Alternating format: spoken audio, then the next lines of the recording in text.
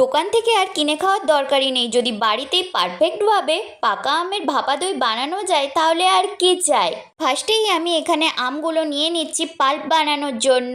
আর এখানে আমের পাল্পটার সাথে পরিমাণ মতন চিনি মিশিয়ে ভালো করে বেটে নেব। আর এখানে দইটা একটা সুতির কাপড়ের ওপর দিয়ে দিচ্ছি ভালো করে জল ঝরানোর জন্য।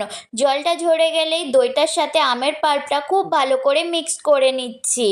এই ডেজার্ট আইটেমটাও কিন্তু আমি জামাই ষষ্ঠী স্পেশালের জন্যই বানিয়েছি, কারণ খাওয়ার শেষে এই রকম মিষ্টি মিষ্টি ঠান্ডা ঠান্ডা আইটেম কিছু খেতে খুব ভালো লাগে।